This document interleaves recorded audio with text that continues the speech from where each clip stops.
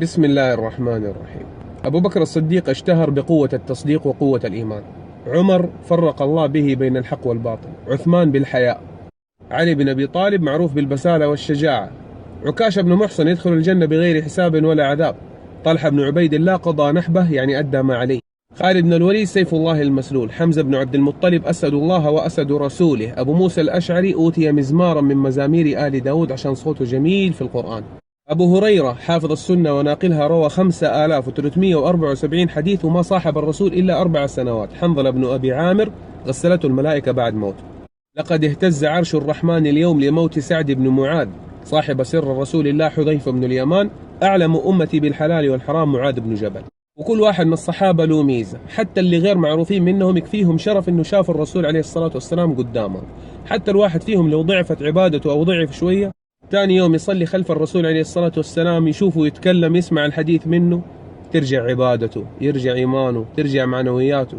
لكن في سؤال مهم يا جماعة، إيش الميزة اللي إحنا نتميز بيها؟ إحنا إيش أجرنا؟ إيش لنا؟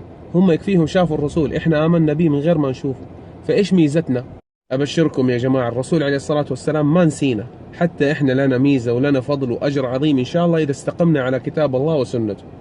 الرسول عليه الصلاة والسلام ذكرنا في أحاديث كثير، ذكرنا إحنا وفي أيامنا هذه، وأعطانا ميزة. هذكر لكم بس حديثين عن الرسول عليه الصلاة والسلام عظيمة. قال عليه الصلاة والسلام: وددت أني لقيت إخواني، أتمنى أني أشوف أخواني.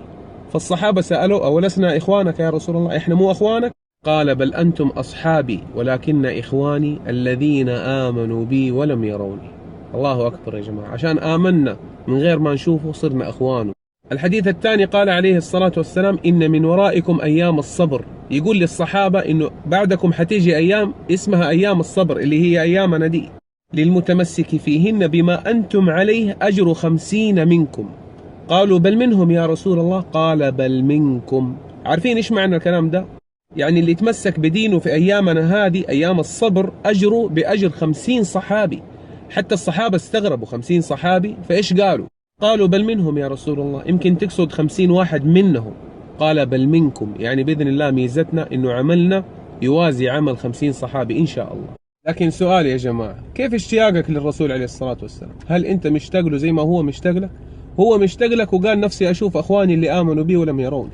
إذا كنا فعلا مشتاقين زي ما بنقول بلساننا، نتمسك بديننا في أيام الصبر هذه، وإن شاء الله مأجورين بأجر 50 صحابي، الله لا يحرمنا فضل.